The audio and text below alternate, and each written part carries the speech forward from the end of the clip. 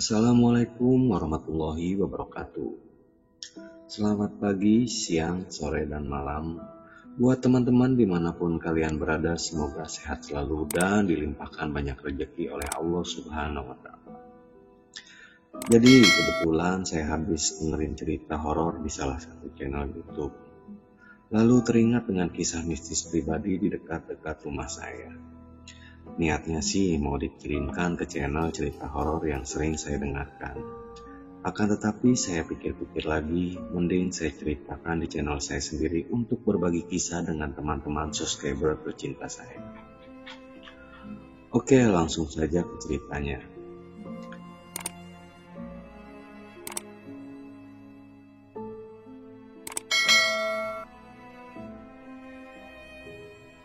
Jadi cerita ini terjadi tahun 2007-an.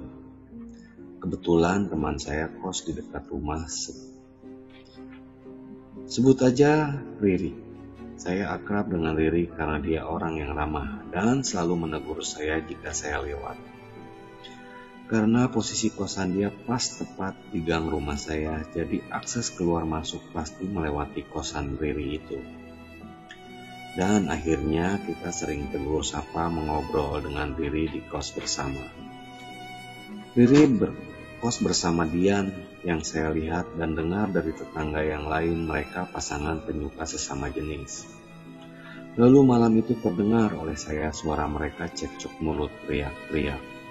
Dan itu karena Dian jalan dengan seorang pria yang saya ketahui dari Eko tetangga kosan Riri. Dan Riri pun marah besar. Keesokan harinya saya lewat sepi-sepi saja. Saya pikir mungkin karena habis berantem mereka pada pergi. Lalu besok malamnya tetangga kosannya Riri, Eko, membawa Riri penuh luka. Dan mereka gotong berdua dengan teman kosannya Eko. Saya nanya, ini kenapa kok? Riri jatuh dari motor bang, kata Eko. Tadi pas saya lewat ada kecelakaan motor. Pas saya lihat Riri, lah kenapa lu bawa ke kosan bukan ke rumah sakit, kata saya. Gak ada luka parah ini bang, cuma pingsan aja, mulutnya juga bau minuman kok, kata Eko.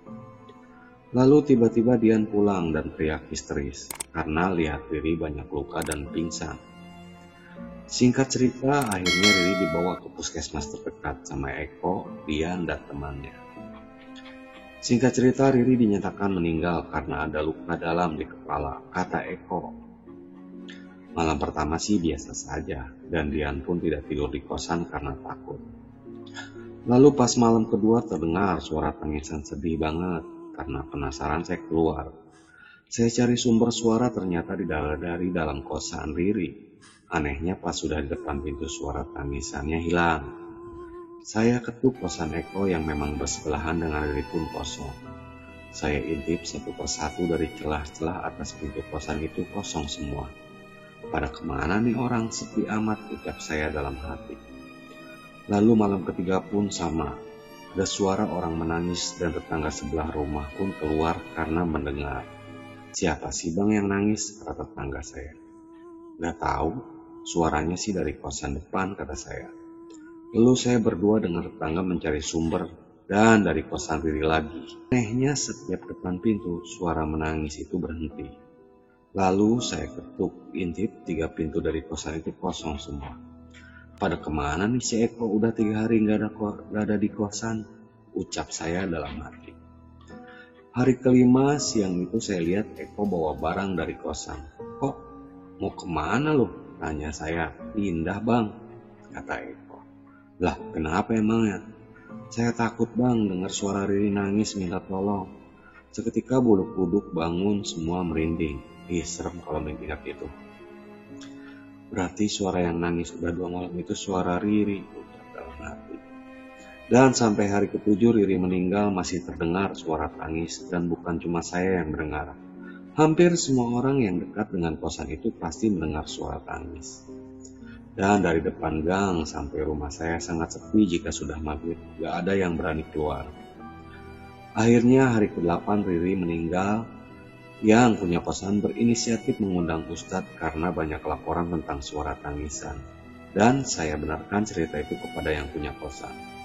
Dan kami tetangga dan beberapa orang teman dekatnya, Riri ikut mendoakan di kosan itu. Dan alhamdulillah setelah itu tak ada suara tangis lagi. Walau masih sepi jika malam karena takut keluar malam.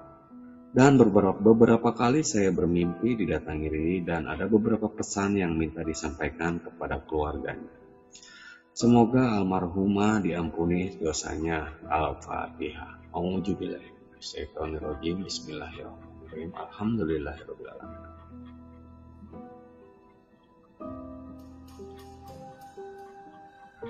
Terima kasih yang sudah nyimak. Terima kasih yang sudah menonton video ini. Jangan lupa di like, subscribe, tekan tombol lonceng untuk berlangganan biar tidak ketinggalan video-video lainnya. Assalamualaikum warahmatullahi wabarakatuh.